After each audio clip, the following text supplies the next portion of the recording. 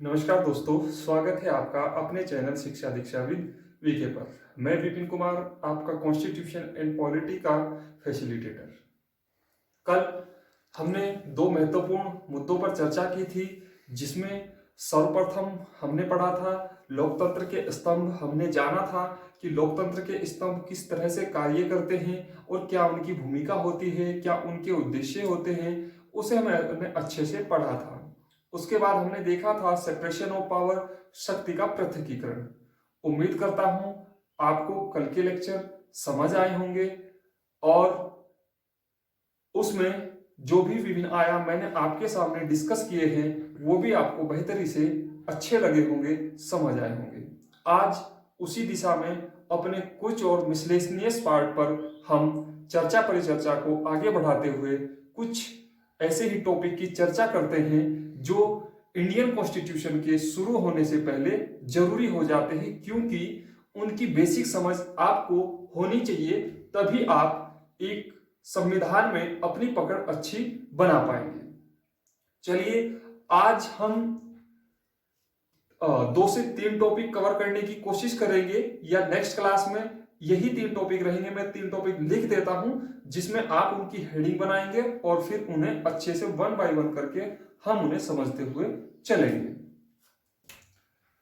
सबसे पहले हम देखेंगे भारतीय संविधान व यूएसए संविधान, यूनाइटेड स्टेट ऑफ अमेरिका में अंतर या तुलनात्मक संबंध। इसे हम सर्वप्रथम हम इसे देखेंगे कि भारतीय जो संविधान है और यूएसए का जो संविधान है, इन दोनों के बीच में क्या अंतर है, या इन्हें हम जो एड्रेस करेंगे हम ये जानेंगे कि इनके बीच में क्या तुलना हम अगर करके देखें तो हम क्या डिफरेंट यूएसए के कॉन्स्टिट्यूशन में पाते हैं, क्या डिफरेंट हम भारत के कॉन्स्टिट्यूशन में पाते हैं। दूसरा, हम ये भी देखेंगे कि क्या सिमिलरिटी, क्या एक रूपता दोनों के संविधान में दिखाई देती है, और क्या, जैसा कि मैंने बताया, क्या एक दूसरे से डिफरेंट कैसे हैं कि वो अलग संविधान है, ये अलग संविधान है, लेकिन वहां पर कैसी व्यवस्था है, हमारे यहाँ कैसी व्यवस्था है। क्योंकि इसका मैंने आपके सामने शुरू में जिक्र किया था कि यदि आप किसी भी देश की संविधान को पढ़ लो तो आपको ये बात अच्छे से समझ आ जाती है कि वहां की राज व्यवस्था कैसी है। ये बात मैं आपको फर्स्ट क्लास, जब मैंने आपको संविधान क्या है और राज व्यवस्था क्या है, दोनों के बीच अंतर संबंध क्या है, वहां पर इस बात को मैंने आपके सामने अच्छे से रखा था और अपना पूरा प्रयास किया था कि मैं उसे आपको अच्छे से समझा सकूं। आज हमारा पहला टॉपिक यही होगा कि भारतीय संविधान और यूएसए कॉन्स्टिट्यूशन में दोनों में डिफरेंस क्या है, दोनों में तुलनात्मक अध्ययन के रूप से या अध्ययन के प्रभाव से हम ये जानेंगे कि किस तरीके से दोनों संविधान एक दूसरे से समानता या एक दूसरे से विरोधाभास रखते हैं। दूसरा पॉइंट हम जानेंगे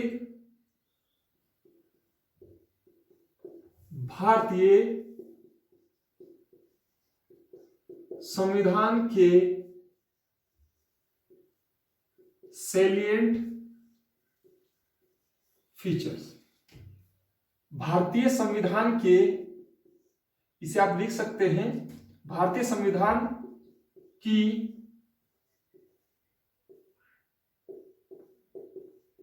विशेषता है। इसे भी हम एक लेमैन टर्म में समझने की कोशिश करेंगे कि कैसे हम भारतीय संविधान की कुछ विशेषताओं को देखें, और या अगर ये कहें, एक ही बात है दोनों, कि भारतीय संविधान के सैलिएंट फीचर्स और भारतीय संविधान की विशेषता। यदि अगर हम इन दोनों को, दोनों एक ही चीज है, अगर हम इन दोनों को अच्छे से पढ़ लें तो हम कहीं ना कहीं हमारे संविधान की हमें शुरू में ही एक अच्छी समझ होकर चलेगी, जिससे कि आप जब बाद में संविधान के विभिन्न आयामों को पढ़ते हुए आगे बढ़ेंगे, अपनी संविधान और राज्य व्यवस्था की यात्रा में, तो आपको जो पड़ाव है वो इजी लगेंगे, न कि वो टफ लगेंगे। चलिए आज का टॉपिक स्टार्ट करते हैं। हाँ, तीसरा टॉपिक, यहां से हमारी संविधान की यात्रा होगी इन दोनों के बाद। तीसरा टॉपिक हम देखेंगे भारतीय संविधान का ओवरव्यू, यानी एक प्रकार से हम देखेंगे कि हमारा संविधान वास्तव में किस तरह से कैटेगराइज है, कैसे उसमें अनुसूची है, कैसे उसमें अनुच्छेद हैं, कैसे उसमें भाग हैं, कैसे उसके अंदर अध्याय हैं, कैसे अनुच्छेद के अंदर फिर सब अनुच्छेद हैं, सब क्लॉज हैं, वो भी हम देखने का प्रयास करेंगे। तो ऐसे हम अपनी यात्रा को आगे बढ़ाएंगे। सर्वप्रथम हम जानेंगे भारतीय संविधान यूएसए के संविधान में तुलनात्मक अध्ययन या तुलनात्मक संबंध, भारतीय संविधान की सैलिएंट फीचर। थर्ड हम जानेंगे भारतीय संविधान का ओवरव्यू।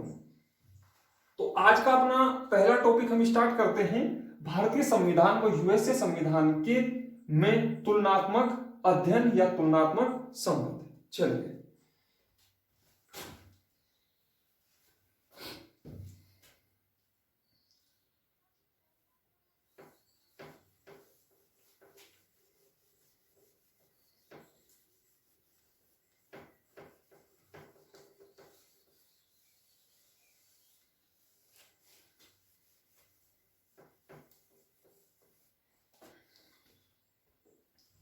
देखो दोस्तों,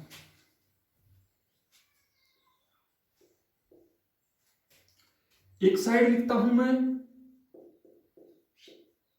भारत का संविधान और इस साइड हम समझते हैं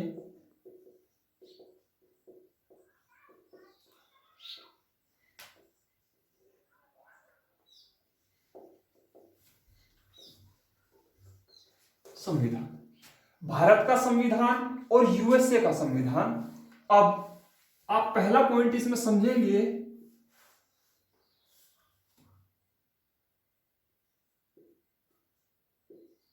राज्य व्यवस्था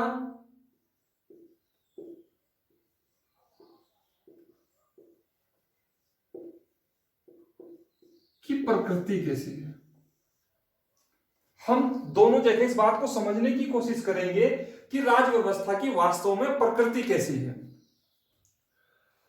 हम भारत को देखें तो भारत यूनियन ऑफ स्टेट और राज्यों का संघ है, और अमेरिका में भी संघीय व्यवस्था है।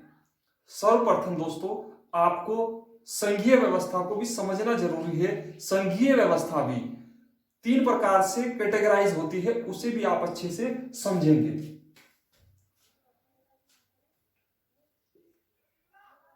हालांकि मैं आपको बताऊं, भारत को हम यूएसए को विशुद्ध रूप से संघात्मक कह सकते हैं कि वहां पर संघात्मक प्रवृत्ति है, लेकिन हम भारत को विशुद्ध रूप से संघात्मक प्रवृत्ति नहीं मान सकते, या फिर हम नहीं कह सकते कि हमारे संविधान में भारत एक संघात्मक प्रवृत्ति की राज्य व्यवस्था अपनाए हुए है। आप ऐसे भी समझ सकते हैं।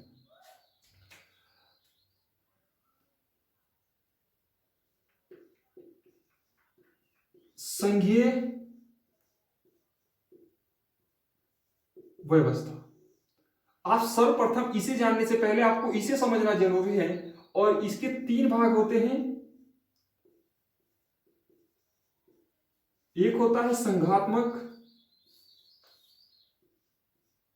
संघात्मक नहीं, संघीय लिखिएगा आप इसे।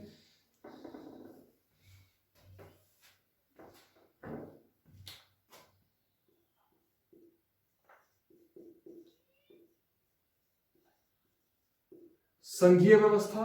सेकंड नंबर पर आप लिखिएगा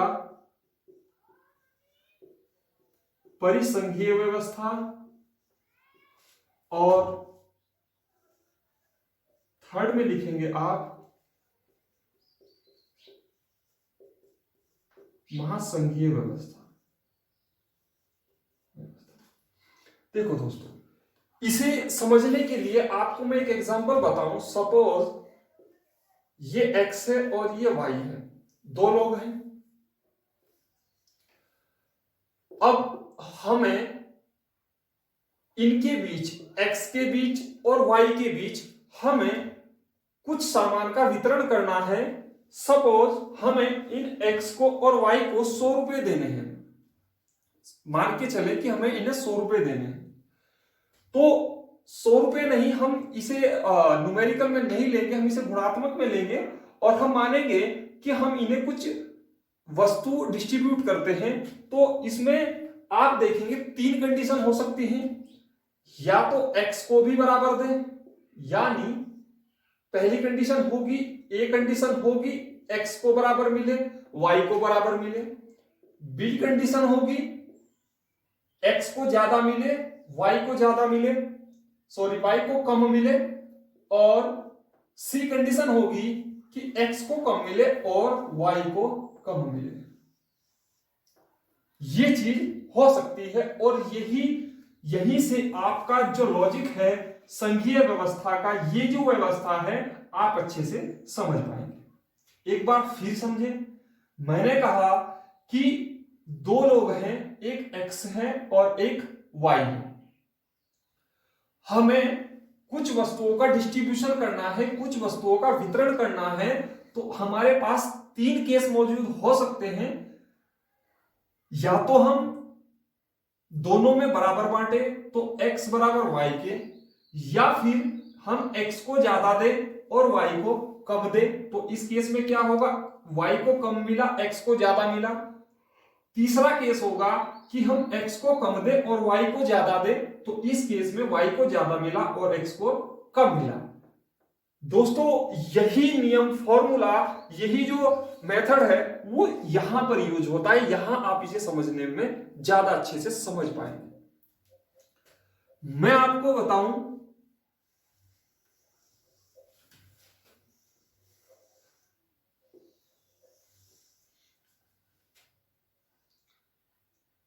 तो पोजीशन पर होता है केंद्र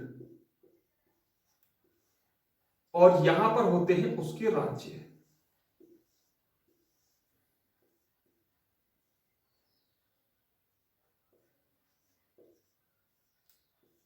राज्य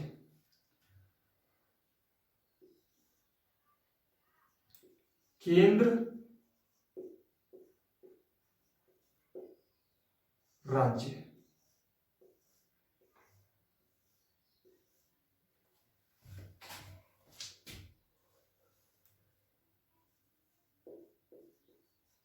केंद्र,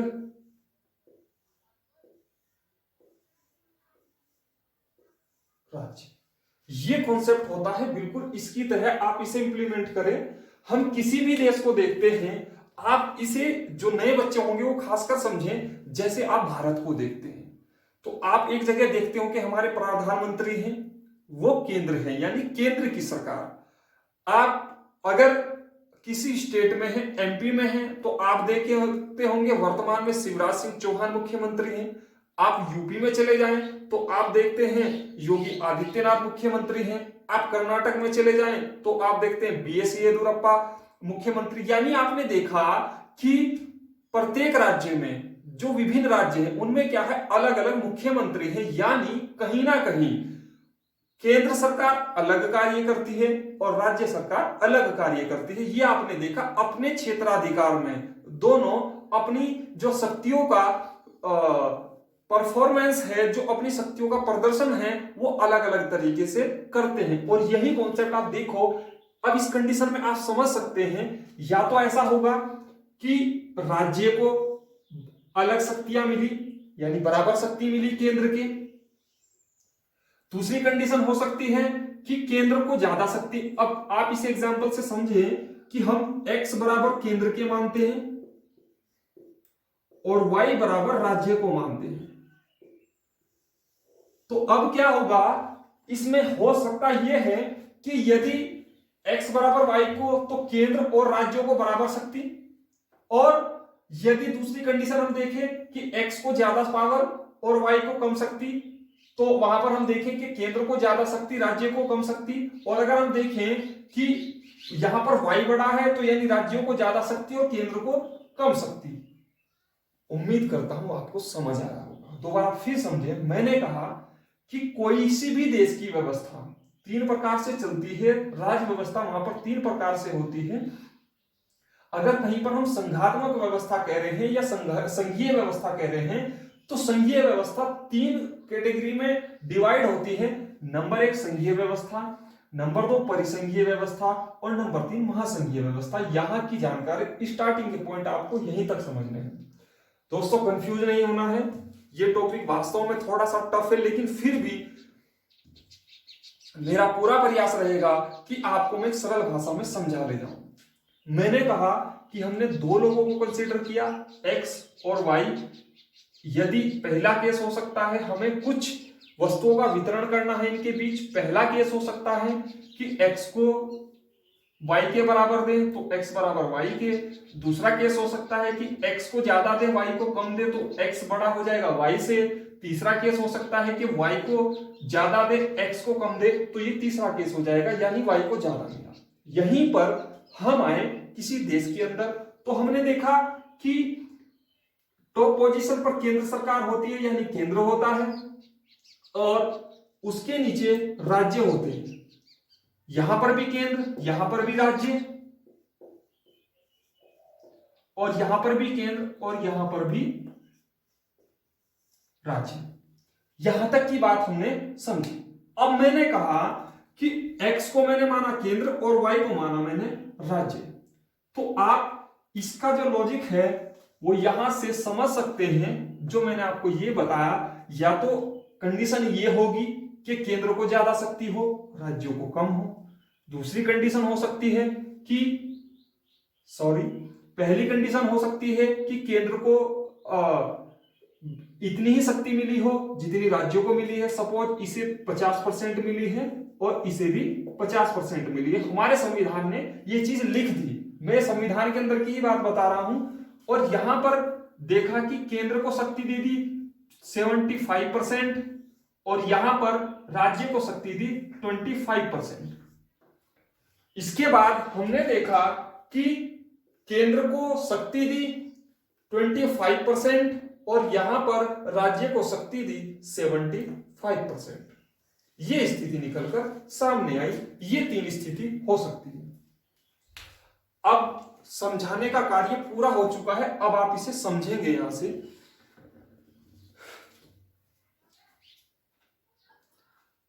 चलिए दोस्तों, आप इसका स्क्रीनशॉट लें।